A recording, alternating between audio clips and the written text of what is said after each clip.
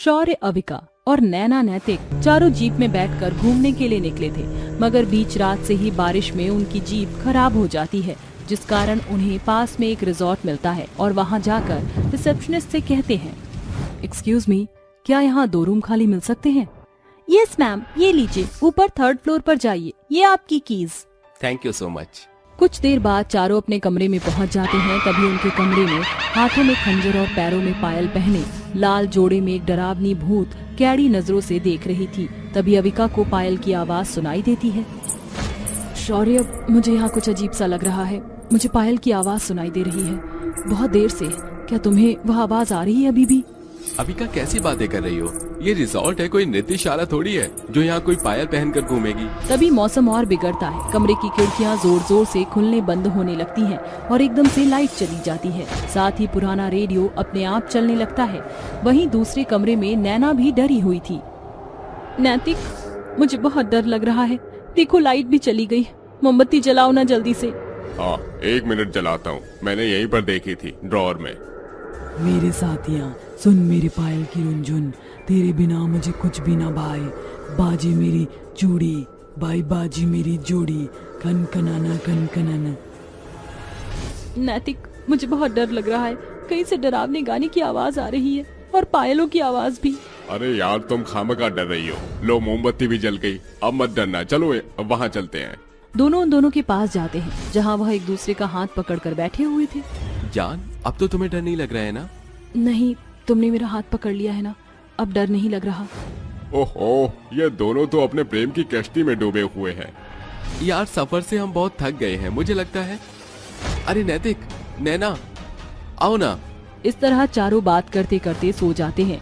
अचानक से उनके कमरे का दरवाजा खुलता है और सामने लाल जोड़े में हाथ में खंजर लिए चुड़ैल धीरे धीरे उनके करीब आती है। तुम में से अब मैं किसी को नहीं छोड़ूंगी। प्यासी हूँ मैं, प्यासी, खून की प्यासी। मैं हूँ खून की प्यासी दुल्हन, और आज मैं अपने दूल्हे को लेकर ही जाऊंगी। नहीं, हाँ, हमें छोड़ दो, हमें माफ कर दो। हमने तुम्हारे कुछ नहीं बिगाड़ा, हम तो बस यहाँ ऐसे ही आए थे। हाँ हाँ, तुम जाकर किसी और को पकड़ो ना, हमें कुछ मत करो। नहीं नहीं, मुझे तो ये वाला चिकना लड़का ही पसंद है। ये बोलकर प्यासी चुड़ैल अपनी उंगली से शौर्य की ओर इशारा करती है और कहती है, ऐसे टुकुर टुकुर क्या देख रहा है? मुझे तू ही पसंद है और अब मैं तुझे अपने साथ ले जाऊंगी। ये मेरा माल है, इसकी तरफ देखना भी मत। मेरा मतलब, ये मेरा होने वाला पति है। ठीक है, तो पहले तेरा ही खेल खत्म करूं। ये बोलते ही चुड़ैल उसकी ओर मारने के लिए बढ़ती है कि वह रिसेप्शनिस्ट उसके सामने आती है और चुड़ैल उसे मार डालती है। पता नहीं ये रिसेप्शनिस्ट बीच में क्यों आ गई। अगर तेरी जान चली जाती तो तेरे ऐसे ही टुकड़े होते। नहीं नहीं, तुम ऐसा नहीं कर सकती। चलो हम सब यहाँ से भागते हैं। हाँ, चलो। अभी तो कुछ किया भी नहीं और तुम्हारी चीख निकल गई। सोचो, जब असलियत में तुम्हारे सर के टुकड़े टुकड़े कर दूंगी तो क्या होगा। उसकी ये बात सुनते ही चारों वहाँ से भाग जाते हैं और एक कमरे में घुस जाते हैं। वहाँ पर भी प्यासी दुल्हन खंजर लिए आ जाती है और कहती है, तुम कितना भी छुप लो, मैं तुम लोगों को मार ही डालूंगी। यार, इस चुड़ैल को मैं पसंद आ गया हूँ, ये मुझे मार डालेगी। मुझे कहीं छुपा ले यार, मुझे बचा ले। अरे तू फिक्र मत कर, हम तुझे कुछ नहीं होने देंगे। Tick tock tick tock tick tock, मैं आ रही हूँ, मैं तुम्हें मार डालूंगी, मुझसे बच नहीं पाओगे तुम। अरे वो हमारी तरफ आ रहा है। अरे नहीं, ये तो टिकटॉक टिकटॉक करके चली गई। शौर्य, नैतिक, अविका, ये चली गई है, चलो बाहर निकले। ये बोलकर वो जैसे ही कमरे के बाहर निकलते हैं तो अचानक से चुड़ैल उनके सामने लटक कर आ जाती है और कहती है, खतरा है यहाँ, बचकर जाओगे कहाँ। प्यासी दुल्हन, चुड़ैल, बचाओ। इसके हाथ में तो किसी की कटी मुंडी है, जिसके दांत बहुत देर से चल रही हैं। अच्छा लगा ना तुम्हें ये मेरा एंटीक पीस? बात करना चाहोगे इससे तो करो। हरिदास चांचर, बात कर इससे। हेलो फ्रेंड्स, कैसे हो तुम लोग? अभी इसने मेरी मुंडी काट कर मेरा खून पी लिया है और मेरा सिर पकड़कर मुझे यहाँ ले आई है तुम लोगों को डराने के लिए। तो अब बताओ, तुम्हें डर लग रहा है या नहीं? भूत, कटी हुई मुंडी का भूत। तुम्हारा भी ऐसा ही करूंगी हाल। ये रिजॉर्ट मेरा है, कहीं नहीं जा सकते हो बाहर, कितनी भी कोशिश कर लो। सभी लोग भाग जाते हैं पर शौर्य चुड़ैल के पास ही रह जाता है और चुड़ैल उसकी आंखों में देखती ही रहती है। अर्जुन अर्जुन, तुम मुझे ऐसे मारकर क्यों चले गए? जानते हो ना मैं तुमसे कितना प्यार करती थी, और तुमने मुझे इस रिजॉर्ट में लाकर मार दिया। ये क्या बोल रही है चुड़ैल? मैं तो कोई अर्जुन भी नहीं हूँ, और मैंने कब मारा है? इसको तो आज ही हमने देखा है। अर्जुन, मैं तुमसे बहुत प्यार करती हूँ, अब मुझे छोड़कर मत जाना। ये बोलते ही चुड़ैल उसके गले लग जाती है। हे भगवान, मुझे बचा लो, यहाँ मेरी बहुत फट रही है और ये छुड़ाने मुझसे लिपट गई है। पता नहीं अपने कौन से आशिक को मेरी शक्ल में ढूंढ रही है, पता नहीं कौन सा अर्जुन इसका चुड़ैल बनकर चला गया और मुझसे बदला ले रही है। शौर्य बहुत डरा सहमा हुआ था और कमरे के बाहर से छुपकर उसके 3 दोस्त देखते हुए कहते हैं, छोड़ूंगी नहीं इस चुड़ैल को, ये मेरे शौर्य से कैसे लिपट गई? मेरा पति है वो, कहीं शौर्य को चुड़ैल पसंद तो नहीं आ गई? अरे पागल है क्या? उसकी शक्ल देख कितनी बुझी हुई है। पर उसने चुड़ैल को हक कर लिया, और देख कितने प्यार से उसकी आंखों में देख भी रहा है। अरे वो भी क्या करे यार, ये सब डर कर वो कर रहा है, हमें उसे किसी तरीके से भगाना चाहिए। शौर्य यार, उससे पूछो उसके साथ क्या हुआ है। नैतिक का इशारा समझकर शौर्य चुड़ैल से कहता है, हाँ, मैं तुम्हारा अर्जुन हूँ और तुम्हें कहीं छोड़कर नहीं जाऊंगा, पर तुम ऐसे हाथ में खंजर लिए क्यों घूम रही हो? बोलो। जानते हो ना, शादी के होते ही मैं तुमसे प्यार करने लगी थी। 1 हफ्ते बाद ही तुम मुझे यहाँ लेकर आए थे। अर्जुन, आप ये कहाँ ले आए हैं? अरे जाने मन, ये रिसोर्ट है, यहाँ हम हनीमून के लिए आए हैं। पता नहीं तुम लड़कियां इतना भारी दुल्हन का जोड़ा कैसे पहन कर रखती हो। अच्छा सुनो, मैं अभी आता हूँ, तुम इंतजार करना, बाहर मत आना। 4 घंटे बीत जाते हैं लेकिन अर्जुन नहीं आता। तभी प्रिया बाहर चली जाती है। फिर उसकी नजर एक खुले हुए दरवाजे पर जाती है जिसके अंदर अर्जुन किसी लड़की को सीने से लगाए खड़ा था। अर्जुन, आप यहाँ किसी और लड़की के साथ, और आपने मुझे बेवकूफ बनाया और मैं पागल आपसे प्यार करती रही। हाँ बनाया बेवकूफ, क्योंकि मैं तुमसे प्यार नहीं करता, जबरदस्ती शादी हुई है मेरी। मैं सिर्फ मोना से प्यार करता हूँ। ठीक है, मैं अभी घर वालों को आपके बारे में बता दूंगी। नहीं, तुम कहीं नहीं जाओगी। ये कहते ही पीछे से अर्जुन प्रिया की पीठ में चाकू घोंप देता है, जिसके बाद वो मरकर चुड़ैल बन जाती है और अर्जुन मोना के साथ चला जाता है। तो फिर तुमने अर्जुन को मारा क्यों नहीं? अब मारूंगी ना, अभी तो मेरे हाथ लगाए तुम, अब तुझे मार डालूंगी। क्या मतलब? पर तुम तो अभी मुझसे प्यार कर रही थी। नाटक करना क्या सिर्फ तुम मर्दों को ही आता है? तेरे खून की प्यासी मैंने आज तक इंतजार किया है, और अब तुझे मार डालूंगी मैं। ये कहते ही चुड़ैल उसके पेट में 5-6 बारी खंजर मार देती है, जिसके बाद शौर्य मर जाता है और अविका की चीख निकल जाती है। शौर्य, नहीं, तुम कहीं नहीं जा सकते। अविका की चीख से डर के उसके तीनों दोस्त उठ जाते हैं और नैना कहती है, क्या हुआ? तू इतनी चीख क्यों रही है सुबह सुबह? यार, उस चुड़ैल ने मार दिया उसने मेरे शौर्य को। उस प्यासी खूनी चुड़ैल ने मार डाला। ये तुम क्या बोल रही हो? अविका, मैं तो जिंदा हूँ, मुझे क्या हुआ है? कोई सपना देख रही थी क्या, वो भी डरावना? शौर्य, इसका मतलब तुम ठीक हो? शौर्य, नैतिक, नैना, हम सबको यहाँ से अभी निकलना होगा, प्लीज चलो। अच्छा तुम डरो मत, हम चलते हैं। तभी अविका शौर्य के गले लग जाती है। कुछ ही देर में सब लोग निकल जाते हैं। जब वह सब अपना बैग लेकर जा रहे थे तो शौर्य के पीठ से बहुत सारा खून निकल रहा था। आखिर ये लोग सपना देख रहे थे या ये सच था? इसका पता आपको अगले भाग में लगेगा। जानने के लिए प्यासी दुल्हन पार्ट 2 का इंतजार करें। चुड़ैल की सोने की दाढ़ी।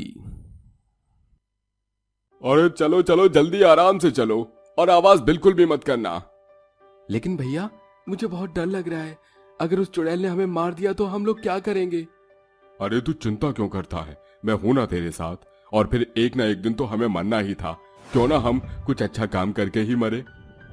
लेकिन भैया, हम शहर जाकर अपनी जिंदगी नए सिरे से भी तो शुरू कर सकते हैं। अगर तू अपनी जिंदगी देखेगा तो कई जिंदगी दांव पर लग जाएंगी, इसलिए मेरी बात मान, अपने डर को बाहर निकाल और मेरे साथ चुड़ैल का सामना करने चल। आज हम दोनों चुड़ैल की दाढ़ी काट कर ही रहेंगे। ठीक है भैया, मैं आपका साथ देने के लिए तैयार हूँ। चलो, आज उस चुड़ैल की दाढ़ी काट कर ही रहेंगे। रोहन और सोहन दोनों भाई चुड़ैल की गुफा में पहुंच जाते हैं।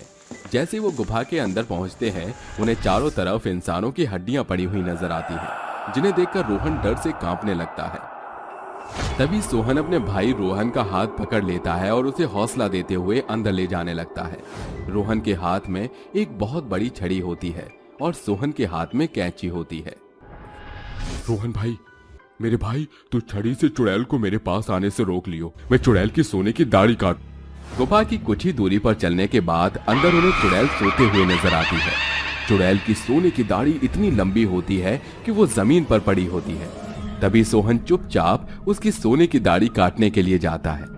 जैसे ही वो दाढ़ी को छूता है, चुड़ैल नींद से जाग जाती है और सोहन को उठाकर पटक देती है। अच्छा, तो तेरी इतनी हिम्मत कि तू मेरी गुफा में मेरी सोने की दाढ़ी काटने चला आया। रुक, तुझे मैं अभी बताती हूँ। रोहन बहुत बुरी तरह डर जाता है, जिसके बाद रोहन डर के मारे कांपने लगता है और हाथ से छड़ी को जोर से पकड़ लेता है। देखो, मेरे पास मत आना। अगर तुम मेरे पास आई तो मैं तुम्हें छड़ी से मार दूंगा। तू मेरा कुछ नहीं बिगाड़ सकता। अरे तेरी ये छड़ी मेरी जादुई शक्तियों के आगे कुछ नहीं कर पाएगी। चुड़ैल अपनी शक्तियों से रोहन के हाथ से छड़ी छीन लेती है, जिसके बाद चुड़ैल रोहन और सोहन दोनों भाइयों को उठा उठा कर पटकने लगती है। तुम जैसे लालची लोग मेरी सोने की दाढ़ी काटने आ जाते हो। मैं तुम्हें ये दाढ़ी किसी भी कीमत पर नहीं दूंगी। जब भी कोई इस गुफा में मेरी दाढ़ी काटने आएगा, मैं उसे जान से मार दूंगी। ऐसा कहकर चुड़ैल सोहन और रोहन को बहुत बुरी तरह पटक पटक कर मार देती है, जिसके बाद वो अपनी सोने की दाढ़ी को सहलाते हुए आराम से सो जाती है। अगले दिन जैसे ही सवेरा होता है, गांव के सभी लोग सोहन और रोहन के आने का इंतजार कर रहे होते हैं, लेकिन उनके ना आने पर सभी लोग आपस में बात करते हैं। अरे मेरे बेटे अभी तक नहीं आए, लगता है चुड़ैल ने उन्हें मार दिया। तुम गांव वालों की वजह से मेरे बेटे ने अपनी बलि चढ़ा दी। अरे शोभा बहन, हमें माफ कर दो। हमारे पास और कोई चारा भी तो नहीं था। हम सभी इस गांव में फंस गए हैं। कहाँ जाए कुछ समझ नहीं आता। मेरे पिताजी की तबीयत बहुत ज्यादा खराब थी। दवाई ना खाने की वजह से उनकी मृत्यु हो गई। और कब तक हमारा गांव इस तरह भूखमरी झेलता रहेगा। वो गांव बहुत गरीब था, जिसकी वजह से गांव के सभी लोग भूखमरी के चलते मर रहे थे। देखते ही देखते कई लोग मर जाते हैं, जिसके चलते गांव के कई लोग चुड़ैल की गुफा में जाते हैं और उसकी सोने की दाढ़ी काटने की कोशिश करते हैं, लेकिन हर बात की तरह चुड़ैल लोगों को मार देती है। एक दिन चुड़ैल गांव के लोगों को मारने के बाद सोचती है, आखिर ये सब क्या हो रहा है? ये गांव के लोग मेरी सोने की दाढ़ी के पीछे क्यों पड़े हैं? मुझे इस बात का पता लगाने के लिए गांव जाना होगा। ऐसा सोचकर चुड़ैल गांव में पहुंच जाती है, जिसके बाद चुड़ैल को गांव की भूखमरी और भूखमरी के चलते लोग मरते हुए नजर आते हैं। अरे ये क्या, इस गांव के अंदर तो लोग भूखे मर रहे हैं। शायद यही वजह है कि ये लोग मेरी सोने की दाढ़ी को काटने आते थे। अगर ऐसा रहा तो ये गांव के सभी लोग मर जाएंगे। मुझे इन लोगों की मदद करनी चाहिए। चुड़ैल अपनी सोने की दाढ़ी काट कर गाँव में छोड़कर चली जाती है, जिसके बाद जैसे ही सवेरा होता है, गांव के सभी लोगों को चुड़ैल की सोने की दाढ़ी मिल जाती है। चुड़ैल की सोने की दाढ़ी लेकर गांव वाले उसे शहर में ले जाकर बेच देते हैं, जिससे वो गांव के गरीब घरों में राशन और दाना पानी देते हैं। ऐसे ही हर रोज चुड़ैल अपनी सोने की दाढ़ी काट कर गाँव में फेंक देती, जिसके चलते गाँव के कई गरीब घरों को खाना मिल जाता है और उसकी परेशानियां खत्म होने लगती हैं। आखिरकार हम गांव वालों की परेशानियां दूर हो ही गई। भला हो चुड़ैल का, जो अपनी सोने की दाढ़ी रोज काट कर गाँव में डाल जाती है। अरे आज हम लोगों को उस चुड़ैल का शुक्रिया अदा करना चाहिए। हाँ हाँ, क्यों नहीं। हमें चुड़ैल का शुक्रिया अदा तो करना ही चाहिए। आखिरकार उसने हमारी इतनी मदद जो की है।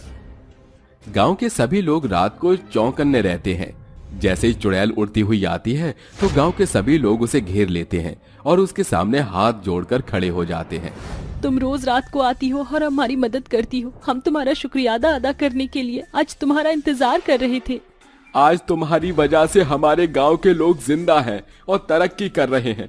पहले की तरह सब कुछ ठीक होने लगा है। हमारे लिए ये सब करने के लिए बहुत बहुत शुक्रिया। अगर तुम न होती तो पता नहीं इस गांव का क्या होता। ये गांव तो वीरान हुई हो जाता। चुड़ैल बहुत ही कमजोर सी लग रही होती है। उसके अंदर पहले जितनी शक्ति नहीं होती। ये सब देखकर गांव के लोग उससे पूछते हैं, क्या हुआ चुड़ैल जी, तुम इतनी कमजोर क्यों नजर आ रही हो? तुम तो एक चुड़ैल हो और चुड़ैल तो बहुत ज्यादा शक्तिशाली होती है। हाँ हाँ, सही कहा तुमने, चुड़ैल तो बहुत शक्तिशाली होती है, लेकिन जैसे सब चुड़ैल की शक्ति उनके बालों में होती है, ऐसे ही मेरी शक्ति इन सोने की दाढ़ी में थी। जब से मैंने अपनी दाढ़ी काटनी शुरू की है, तब से ही मेरी शक्तियाँ भी कमजोर होने लगी हैं। चुड़ैल, तुमने हम लोगों के लिए अपनी सारी शक्तियां दांव पर लगा दी, हमारे लिए इतना बड़ा बलिदान दिया। हम तुम्हारा शुक्रिया अदा कैसे करें? तुमने तो अपनी कुर्बानी देकर हमारी मदद की है। अरे एक ना एक दिन तो वैसे भी मुझे इस चुड़ैल के रूप से छुटकारा मिलना ही था। वैसे भी मैंने बहुत गलत काम किए हैं, लोगों को बहुत परेशान किया है, उन्हें बहुत सताया है, जिसकी सजा तो मुझे भुगत कर जानी ही थी। जैसे ही चुड़ैल अपनी दाढ़ी काटती है, उसका शरीर अपने आप जलने लगता है।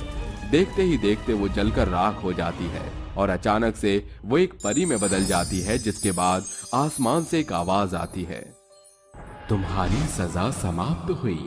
तुमने इन बेसहारा गरीब लोगों की मदद करके अपनी सजा खत्म कर ली है।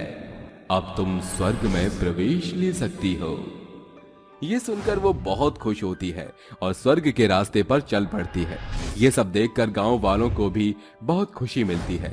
उस दिन के बाद से उन गांव वालों की परेशानी हमेशा हमेशा के लिए खत्म हो जाती है और वो खुशी खुशी रहने लगते हैं। आज नहीं छोड़ूंगी इसको। इसने मेरे साथ जो किया, मैं इसके साथ वही करूंगी। रात के समय एक बहुत ही भयानक चुड़ैल घर में पहुंच जाती है, जहां उस चुड़ैल की दो बहुएं रहती थी, एक काली बहू और दूसरी गोरी बहू। चुड़ैल अपनी काली बहू के कमरे में जाती है और उसे देखकर अपने मन में कहती है, कल मुही करम जली कहीं की, पैर पसार कर आराम से सो रही है। तूने मेरी जान ली थी, मैं तेरा जीना हराम कर दूंगी, काली कलोटी बैंगन लोटी कहीं की। तभी चुड़ैल अपनी काली बहू सुमन को मारने के लिए आगे बढ़ ही रही होती है। इतने में उसे एक आइडिया आता है। अरे नहीं नहीं, इतनी आसानी से नहीं मारूंगी, इसे तो पहले थोड़ा सबक सिखाना चाहिए, तभी इसे अकल आएगी। ये सोचकर चुड़ैल सुमन के सपने में पहुंच जाती है, जिसके बाद सुमन के सपने में चुड़ैल अपने हाथ में एक बहुत ही बड़ा खंजर लेकर सुमन के ऊपर बैठकर उससे कहती है, क्यों रे सुमन, मुझे मार कर इस घर में तो आराम से सो रही है, तुझे क्या लगा मैं तुझसे अपनी मौत का बदला लेने नहीं आऊंगी? ये देख, मैं तुझे मारने यहाँ तक पहुँच गई। अब तुझे मुझसे कौन बचाएगा? अपनी चुड़ैल सास को देखकर सुमन के पैरों तले जमीन खिसक जाती है और वो सपने में रोते हुए अपनी सास से कहती है, माँ जी, आप ये क्या कर रही हो? आप मुझे गलत समझ रही हो। मैंने आपको नहीं मारा, भला मैं आपको क्यों मारूंगी? मैं तो ये चाहती थी कि आप हमेशा हमारे साथ ही रहो। चुप चुप हो जा, काली भैंस कहीं की। तुझे क्या लगा तेरी साजिश मुझे पता नहीं चलेगी? मैं जानती हूँ तूने इस घर की प्रॉपर्टी को हासिल करने के लिए मुझे मारा है, लेकिन अब मैं तुझे नहीं छोड़ूंगी। मैं तुझे जान से मार दूंगी। चुड़ैल अपने खंजर को उठाकर सुमन के सीने में घोंपने ही वाली होती है। इतने में सुमन की आंख खुल जाती है और वो पूरी पसीने से भीगी हुई होती है। तभी सुमन चारों तरफ देखकर खुद से कहती है, हे भगवान, कितना बुरा सपना देखा था। शुक्र है कि ये सब हकीकत में नहीं था, वरना तो सासू माँ आज मेरे प्राण ही ले लेती। ये सोचकर सुमन दोबारा से सो जाती है, जिसके बाद अगले दिन सुबह जैसे ही सुमन उठती है, सुमन को अपनी जेठानी अरुणा के कमरे से उसके रोने की आवाज आती है, जिसे सुनते ही सुमन अरुणा के कमरे में पहुंच जाती है और उससे कहती है, क्या हुआ दीदी, आप इतनी सुबह सुबह क्यों रो रही हो? कोई परेशानी वाली बात है क्या? अगर कोई बात है तो मुझे बता दो, हम मिलकर उसका कोई समाधान ढूंढ लेंगे। अब क्या बताऊं सुमन तुम्हें, कल रात मैंने सपना देखा। मेरे सपने में सासू माँ आई थी। वो मुझसे कह रही थी कि उन्हें मेरी बहुत याद आ रही है। ये सुनकर सुमन को बहुत अजीब लगता है, क्योंकि उसके सपने में तो उसकी सास उसे जान से ही मारने वाली थी। तभी सुमन अरुणा को एक गिलास पानी पिलाती है और उसे हौसला देने लगती है। तभी अरुणा सुमन से कहती है, सुमन, मेरी आज तबीयत ठीक नहीं है, घर का काम तुम कर लेना, मैं थोड़ा आराम कर लेती हूँ। ठीक है दीदी, आप आराम करो, मैं घर का काम अपने आप कर लूंगी। हर बार की तरह इस बार भी अरुणा सुमन के आगे बहाना लगा देती है और खुद आराम करने लगती है। बेचारी सुमन घर के सारे काम करके बहुत बुरी तरह थक जाती है। तभी उसकी सास की चुड़ैल उसे थका हुआ देख अपने मन ही मन सोचने लगती है। यही सही वक्त है इसको मजा चखाने का।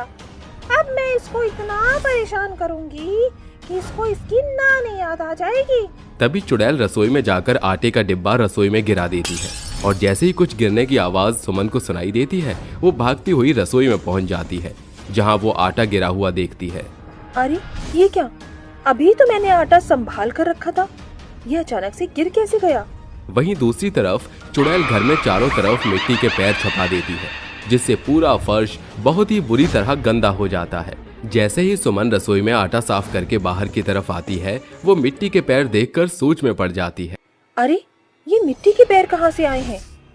घर में तो मेरे और दीदी के अलावा और कोई भी नहीं है, ऐसा कैसे हो सकता है?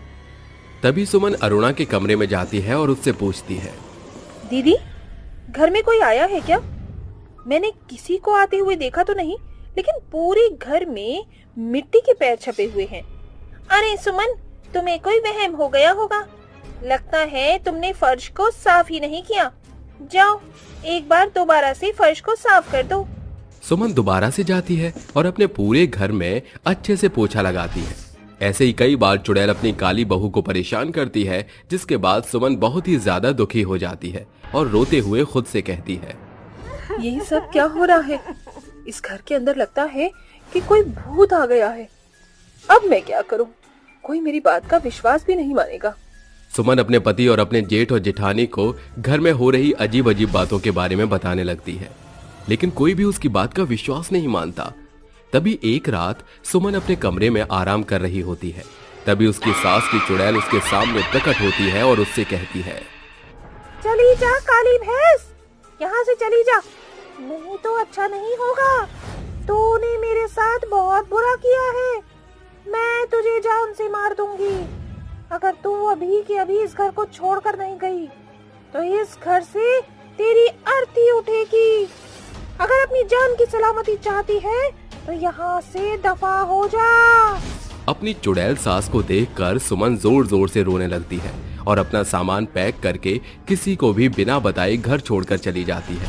घर से भगाने के बाद चुड़ैल को बहुत शांति मिलती है, जिसके बाद वो अपने मन ही मन सोचती है, अच्छा हुआ जो ये काली कलोटी यहाँ से चली गई।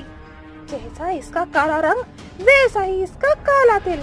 वो ये अपने मन में सोच ही रही होती है कि इतने में चुड़ैल को अपनी गोरी बहू अरुणा के कमरे से उसके बात करने की आवाज आ जाती है। अरुणा फोन पर अपनी दोस्त से कह रही होती है, अरे अब क्या बताऊं, अपनी सास को तो मैंने ठिकाने लगा दिया था। बस अब वो काली भैंस रास्ते से हट जाए तो मेरे पति की सारी प्रॉपर्टी सिर्फ और सिर्फ हमारी ही नाम हो जाएगी। अरुणा की ये बात सुनते ही चुड़ैल की आंखों में आंसू आ जाते हैं और वो रोते हुए खुद से कहती है, अरे ये मैंने क्या कर दिया? काले और गोरे होने की वजह से मैंने अपनी अच्छी और संस्कारी बहू को खो दिया। इसका मतलब अरुणा ने ही मुझे मरवाया था और इल्जाम बेचारी मेरी बहू सुमन के ऊपर डाल दिया। अब मैं इसे नहीं छोड़ूंगी, इसकी सजा मैं इसको जरूर दूंगी। तभी चुड़ैल अचानक से अरुणा के सामने प्रकट हो जाती है और उससे कहती है, मनहूस करमजली कहेंगी, तू इतनी बड़ी दोगली निकलेगी मैंने ये सोचा भी नहीं था। तूने अपने सुंदर होने का फायदा बखूबी उठाया है। करमजली कहेंगी, आज मैं तुझे नहीं छोड़ूंगी। ये कहकर चुड़ैल अपने लंबे लंबे हाथों से अरुणा का गला घोट देती है और उसे जान से मार देती है, जिसके बाद चुड़ैल सुमन के पास जाती है। सुमन एक सड़क के किनारे बैठी हुई रो रही थी। जैसे ही चुड़ैल उसके सामने प्रकट होती है, सुमन बहुत डर जाती है, लेकिन तभी चुड़ैल उससे कहती है, डरो मत, मैं तुम्हें कुछ नहीं करूंगी। बहू, मुझसे बहुत बड़ी गलती हो गई, मुझे माफ कर दो। आइंदा मैं तुम्हें कभी परेशान नहीं करूंगी। जाओ, तुम्हारा घर तुम्हारा इंतजार कर रहा है। मैं चाहती हूँ कि तुम मेरे घर की जिम्मेदारी अच्छे से निभाओ। ये कहकर चुड़ैल वहाँ से हमेशा हमेशा के लिए गायब हो जाती है। लालची सास बहू में राम जी का बंटवारा। बब्बनपुर गांव के बीच बाजार में एक ढाबा है, जहां दुर्गा अपने 2 बेटों रघु और भरत के साथ ढाबे को चलाती है। ढाबे में भगवान श्री राम, माँ सीता की मूर्ति है।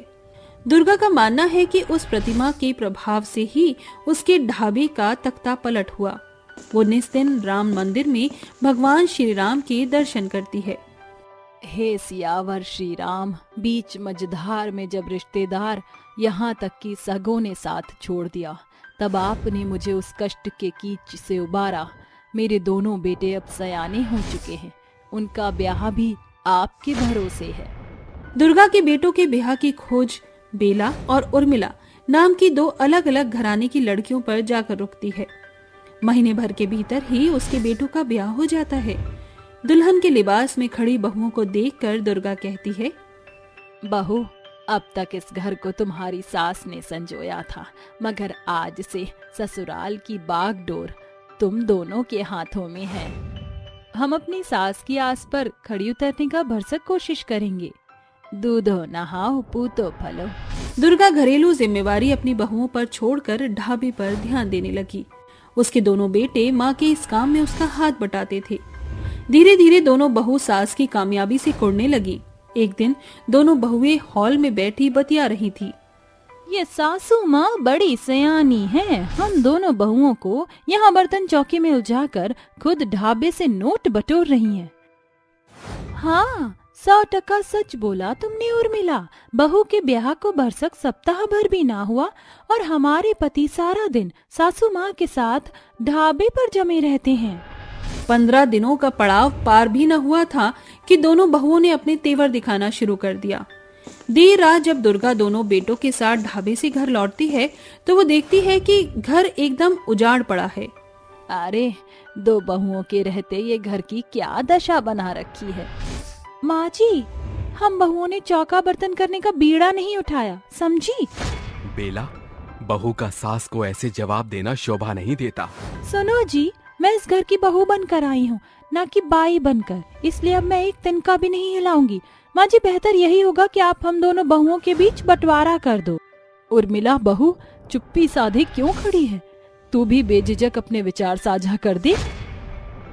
माँ जी, मैं भी बंटवारे की बात से सहमत हूँ। दोनों बहुओं के बंटवारे की बात दुर्गा को झकझोर कर रख देती है। दुर्गा भगवान श्री राम, लखन और माँ सीता के आगे हाथ जोड़कर कहती है, हे माँ सीता, ये कैसी विघ्न है। मेरी बहुएं इस घर के टुकड़े करने पर तुली हैं। माँ, समय की कैसी दौड़ और रीत रिवायत है। साझेदारी में भरोसा रखने वाली दुर्गा के घर में 2 चूल्हा जलने जा रहा है।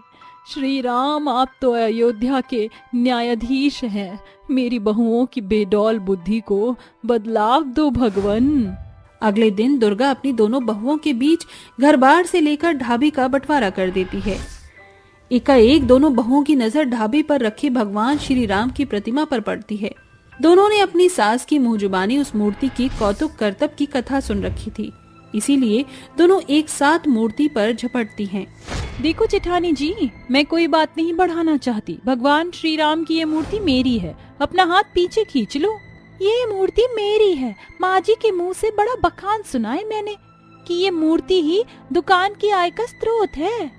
दोनों बहुएं भगवान श्री राम की मूर्ति को खींचतान करने लगती हैं, जिसे देखकर आकाश मंडल में विराजमान भगवान श्री राम माता सीता और भाई लक्ष्मण से कहते हैं, देख रहे हैं स्वामी, ये दोनों बहुएं आपकी प्रतिमा को लड़ झगड़ कर कैसे बांट रही हैं। हाँ सीते, भली भांति देख रहा हूँ। ये दोनों बहुएं श्री राम की प्रतिमा का बंटवारा तो कर रही हैं, मगर इनका मेरे प्रति श्रद्धा या स्वार्थ, इसे अवगत होने के लिए हमें इनकी परीक्षा लेनी होगी। भ्राताश्री, मुझे तो श्री राम जी के प्रतिमा के प्रति इन दोनों का बंटवारा महज एक मिथ्या नजर आ रहा है। तुम दोनों बहुओं ने अपनी सास को शर्मसार किया है। अरे, घर से लेकर ढाबे और रुपए पैसे जेवर सब कुछ तुम दोनों पर न्यौछावर कर दिया।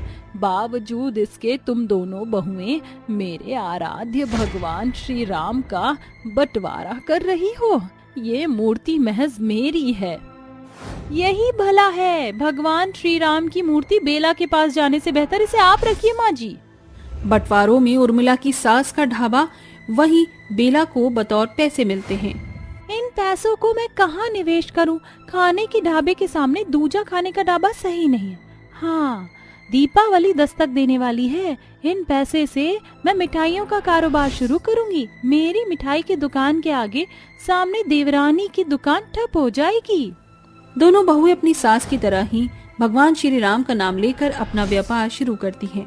दुकान खुलने के प्रथम दिन भगवान श्री राम, माँ सीता और भाई लक्ष्मण के साथ भिखारी का भेष भरकर दोनों बहुओं की परीक्षा लेने वहां पहुंच जाते हैं। बहन, हम दोनों बड़े दूर डगर से आए हैं, कुछ खाने को दे दो। श्री राम तुम्हारी दुकान को बरकत से भरपूर करेंगे। भाई जी, मुझे माफ करना, नया दुकान खोला है, अब तक भूनी बट्टा भी नहीं हुई। वो देखो सामने की दुकान पर खड़ी भगवान श्री राम की बड़ी भक्त, वो तुम तीनों को खाना देगी, वो भी एकदम मुफ्त। बेला अपना पल्ला झाड़कर इशारा उर्मिला की ओर कर देती है, जहाँ माता सीता कहती हैं, बहन, बेहद सुकड़ा सफर तय करके आए हैं, कुछ खाने को दे दो, भगवान श्री राम भला करेंगे। मैं यहाँ खैरात नहीं बांट रही हूँ। तुम जैसे भूखे भिखारी भगवान श्री राम का नाम लेकर ठगते हैं, उल्टे पांव लौट जाओ। अरे बहन, राम राज्य में किसी भूखे को भोजन देना स्वर्ग में पांतियों को बांधने बराबर है। अजीब भिखारी हो, भोजन नहीं दिया तो मुझे भाषण देने लगे, भागो यहाँ से।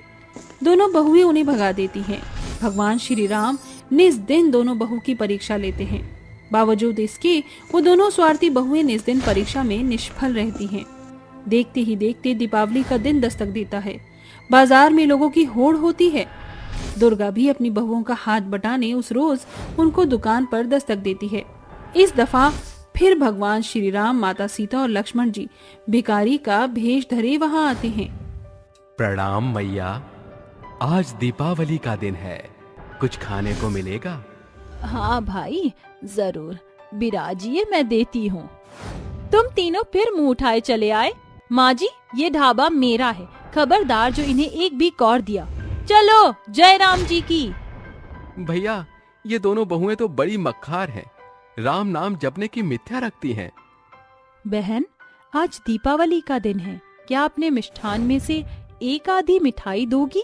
हमें बड़ी लालसा है इसे खाने की। अरे ये मिठाई मैं मुफ्त में बांटने को नहीं आई, मोल दो मिठाई। तुम भूखे भिखारियों को देखकर भगवान श्री राम का कोई श्रद्धालु मिठाई खरीदने नहीं आ रहा, भागो यहाँ से। जय राम जी की। अचानक दुर्गा की नजर भगवान श्री राम के मुखमंडल की तेज पर जाती है। वो देखती है कि उसकी दोनों बहुओं की दुकान के बीच पड़े छाप सूरज की लालिमा के रंग के है, जिसे देख वो फौरन ही नतमस्तक होती है। अरे माँ जी, इन भिखारियों के आगे दंडवत क्यों करती हो? तभी भगवान श्री राम, माता सीता और लक्ष्मण समेत सर्वनर्मित स्वरूप धरते हैं और श्री राम कहते हैं, तुम दोनों बहुओं ने अपना स्वार्थ साधने के लिए मेरी मूर्ति का बंटवारा किया, मगर तुमने एक भूखे के साथ पक्षपात किया है। भगवान, हमें अंदाजा नहीं कि वो भिखारी स्वयं श्री राम है। हाँ प्रभु। उर्मिला, बेला, राम राज्य में कोई भूखा नहीं सोता था, मगर तुमने हर बार हमें भिखारी के भेष में देखकर छूछे हाथ लौटा दिया। केवल मूर्ति के बंटवारा से भगवान और भक्त के बीच स्नेह सिद्ध नहीं होता। सच्चा सेवक वही है जो सभी के हित के लिए हियाव रखे, चाहे वो सगे संबंधी हो या राह चलता भिखारी। दुर्गा, तुम मेरी परम भक्त हो, इसलिए मैं तुम्हें शोभायमान श्रद्धालु का ताज देता हूँ। आपके दर्शन पाकर मेरा जीवन कृतार्थ हो गया। भगवान श्री राम के ओझल होने के बाद दोनों बहुएं अपने पापों की पुष्टि करके उन्हें भला आयाम देती हैं।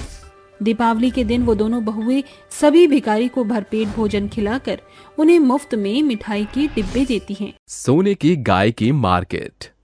भैरव और देविका नामक एक गरीब भाई बहन का जोड़ा जबलपुर गांव में रहता था। वह दोनों माँ दुर्गा के बड़े आराधक थे। 17 साल का भैरव 15 बरस की बहन देविका का बड़ा भाई था। उनके पास गौरी नाम की एक गाय थी जो उन्हें खूब सारा दूध दिया करती थी, मगर कुछ दिनों से गौरी ने दूध देना बंद कर दिया था। हे दुर्गा माँ, हम दीन दुखियारे भाई बहन को और कितने दुखों को भोगना शेष रह गया। कल से नवरात्रि शुरू होने को है, ऐसे में मेरी गाय गौरी ने दूध देना बंद कर दिया। हमारी इकलौती आशा के द्वार भी बंद हो गए। मुझ बेबस भक्त के पास भरसक इतने पैसे भी नहीं जो मैं माँ दुर्गा की सूक्ष्म सी मूर्ति भी मोल ले सकूं। धीरज धरो भैया, क्या हुआ जो हम माँ दुर्गा की मूर्ति मोल नहीं ले सकते, मगर अपने हाथों से बना तो सकते हैं। अभी सिर्फ सांझ ढली है, चलो नदी तट से मिट्टी ले आते हैं। दोनों भाई बहन नदी के तट से मिट्टी को टोकरी में माथे पर लादे घर आते हैं और संपूर्ण श्रद्धा से देर रात जागकर माँ दुर्गा की मूर्ति को सुंदर से सांचे में ढालते हैं। देख छुटकी, हमने माँ दुर्गा का कितना सुंदर स्वरूप सजा है। हाँ भैया, ऐसा लग रहा है जैसे माँ साक्षात हमारे समक्ष खड़ी है। अब जल्दी से माँ के वस्त्र में लाल रंग भर देते हैं। मिट्टी की मूर्ति में रंग भरते ही मानो माँ दुर्गा की मूर्ति सजीव हो जाती है। अगली सुबह नवरात्रि का पहला दिन दस्तक देता है। छुटकी, तू घर को साफ सुथरा कर दे। मैं जल्दी से जाकर माँ दुर्गा का मन भावन जवा कुसुम के पुष्प और दूब लेकर आता हूँ। दोनों भाई बहन मिट्टी की बनाई माँ दुर्गा की मूर्ति को घर में स्थापित करते हैं। भैया, हमने दुर्गा माँ को फूल तो चढ़ा दिया, मगर हमारे पास फलहार तो है ही नहीं। छुटकी, तुलसी का पत्ता सर्वोपरि फलाहार है, इसे ही माँ दुर्गा को भोग लगाते हैं। सूरज के ढलने के संग सवेर को बेला सांझ में बदल जाती है। छुटकी, सांझ की बेला हो गई, चल माँ दुर्गा की आरती अर्चना करते हैं। माँ दुर्गा की आरती के बाद भूख से बिलबिलाते दोनों भाई बहन एक दूजे को एकटक निहारते हैं। छुटकी, तुझे भूख लगी है? इससे बड़ा पाप और क्या होगा कि एक उपासक को फलहार भी न मिलेगा। भैया, खुद को क्यों दोष देते हो? आपने भी तो व्रत किया है, देर से ही सही, मगर माँ दुर्गा दीन जन की दुहाई जरूर सुनती है। दोनों भाई बहन सयानों की भांति एक दूजे को सांत्वना देकर सो जाते हैं, जिसके साथ माँ दुर्गा उन्हें स्वप्न दर्शन देती हैं। देविका, भैरव, जागो, देखो तुम्हारी दुर्गा मैया तुम्हारे द्वार पर खड़ी दरवाजा खटखटा रही है। माँ दुर्गा को समक्ष खड़ा देख दोनों भाई बहन स्तब्ध हो जाते हैं। माँ दुर्गा का सभ्य स्वरूप, लंबे घने केश उनकी मौजूदगी को सच कर रहा था। माँ दुर्गा, आप हम गरीब बेसहारा भाई बहन की गुमटी में पधारी हैं। ये सत्य है या हमारी आंखों का भ्रमजाल? देविका, जब तुम सत्य को जानोगी तो सत्य तुम्हें स्वतंत्र करेगा। दोनों भाई बहन माँ दुर्गा को स्पर्श करके उन्हें नतमस्तक करते हैं। माँ दुर्गा, अपने भक्त का प्रणाम स्वीकार करो। भैरव, देविका, तुम बहन भाई के भक्ति भाव मेरे चितवन में बस गए हैं। इतनी कठिनाइयों और दुख दर्द के बावजूद भी तुम्हारा मेरे प्रति विश्वास डामाडोल नहीं हुआ। इसीलिए मैं तुम्हें मेरे सर्वोपरि भक्त होने का ताज देती हूँ। मेरे पास तुम्हारे लिए एक और भेंट है, मगर उसके लिए तुम्हें मेरे संग चलना होगा। आपके संग सैर करना तो हम भक्त के लिए सुनहरा सौभाग्य होगा माँ। ये सुनकर माँ दुर्गा अपने असीमित सिद्धियों की शक्ति से एक सुनहरा रथ, जिसके आगे शेर पहरुए बंधे थे, उन्हें प्रकट करके कहती है, घबराओ नहीं, शेरा मेरा सर्वोपरि भक्त है। आओ, मेरे संग बैठ जाओ। दोनों भाई बहन माँ दुर्गा के बगल में बैठ जाते हैं। शेरा, इसी क्षण हमें सितारों के शहर ले चलो। शेर हवा के बीच उड़ान भरते हुए पृथ्वी के छोर से आसमान का रुख करता है। तभी रथ स्वतः मेहों के बीच रुक जाता है। देविका, भैरव, अब यहाँ से हमें पैदल पारपथ ही आगे की ओर अग्रसर होना होगा। जैसे ही बहन भाई कुछ कदम बढ़ाते हैं, एक सुनहरे मार्केट की शुरुआत होती है, जहाँ सैकड़ों सुनहरी सुंदर गाय सोने के गौशालों में बंधी हुई थी। इनके इर्द गिर्द बैठे बलवान कसाई उनकी बोली लगा रहे होते हैं। साथ ही कुछ ग्राहक उन्हें खरीद रहे थे। ये देख दोनों भाई बहन बेतहाशा आश्चर्यचकित होते हैं। ये क्या बला है? यहाँ तो सैकड़ों सोने की गाय हैं। आश्चर्यचकित न हो, यही तुम दोनों का भेंट है। भैरव, ये कोई साधारण सुनहरा मार्केट नहीं, बल्कि जादुई सोने की गाय का जादुई मार्केट है। ये बंधी सभी गाय इंसानों की तरह बोलती ही नहीं, वरन कौतुक करतब भी करती हैं, अर्थात जादू। ये कौन सा जादू जानती है माँ दुर्गा? देविका, ये जादुई सुनहरी गाय अपने स्वरूप की तरह ही सोने का गोबर और सोने का दूध देंगी। इनमें से कोई भी एक सुनहरी गाय तुम ले लो। अचानक सुनहरे खूंटे से बंधी एक हष्ट-पुष्ट गाय पागुर करते हुए उन्हें पुकारती है। मुझे अपने साथ ले चलो, इस सुनहरी जादुई गाय मार्केट में रहकर मैं उकता गई हूँ। भैरव आगे बढ़कर उस सुनहरी सुंदर गाय को जैसे ही खूंटे से खोलता है, उनका सपना टूट जाता है और वह खुद को अपने गरीब गुमटी में पाते हैं। वह हताश होकर कहता है, वो जादुई सैकड़ों गाय का मार्केट महज सपना था। सवेरे का पहर तो हो चला है, गौरी के गोबर देने का समय हो चला है। भैरव झट से उठकर गौशाले में पहुंचता है, जहां उसकी बीमार गाय के बगल में वही सुनहरी जादुई गाय खूंटे से बंधी होती है। तभी वहां देविका भी दस्तक देती है। जादुई सुनहरी गाय, तुम इस गौशाले में कैसे पहुंची? भैरव, क्या तुम्हें स्मरण नहीं? तुम ही तो मुझे मेह पर लगे जादुई सुनहरे गाय के मार्केट से मोल लाए हो। तो क्या हम दोनों सचमुच में जादुई सुनहरे गाय मार्केट गए थे? एकाएक सोने की जादुई गाय पगुराई करते हुए अपनी पूंछ उठाकर सोने का गोबर देती है। सोने का गोबर? मुझे बड़े जोर शोरों की भूख लगी है, मुझे खाने को दे दो। दोनों भाई बहन फौरन ही हरी घास की पुलिया का चारा बनाकर उस जादुई गाय को खिलाते हुए उसे सहलाते हैं। सुनहरी की भूख शांत हो गई, तुम्हारा शुक्रिया। मित्रगण, मेरे दूध देने की बेला हो चली है। छुटकी, जल्दी से ये बाल्टी सुनहरी के थन के नीचे लगा। जैसे ही जादुई गाय उन्हें दूध देती है, उसका सुनहरा रंग सर से पांव तक चकाचौंध होता है। भैया, इस सोने के गोबर और सोने के दूध से तो हम इस घनघोर गरीबी से निजात पा जाएंगे। साथ ही पूरी निष्ठा के साथ माँ दुर्गा को 9 दिनों की नवरात्रि करेंगे। भैरव उस सोने के गोबर को माथे पर लादे और देविका सोने की दूध को उच्च श्रेणी के सुनार से सौदा करके माँ दुर्गा के लिए फलाहार लेकर घर आते हैं। माँ दुर्गा, हमारी कमाई के पहले अंश से हमने फलाहार का भोग बनाया है, अपने भक्तों की भेंट स्वीकार करो माँ। हर एक दिन दोपहर, सवेर और सांझ भाई बहन की सुनहरी जादुई गाय उन्हें खूब सारा दूध और गोबर देती, जिससे भाई बहन का जीवन फर्श से अर्श तक पहुंच जाता है। हर एक दिन के पड़ाव के साथ नवरात्रि का 9वां दिन दस्तक देता है। ए हमारी जादुई सुनहरी गाय, आज नवरात्रि का 9वां दिन है। तुमने जो सोने का गोबर और दूध दिया था, उससे मिला धन समाप्त हो गया है। भैरव गाय को चारा खिलाता है और देविका बाल्टी लगा देती। तभी गाय उनकी बाल्टी को दूध से लबालब भरकर कहती है, भैरव, देविका, मेरे सुनहरे दूध से माँ दुर्गा की नवमी धूमधाम से हो जाएगी।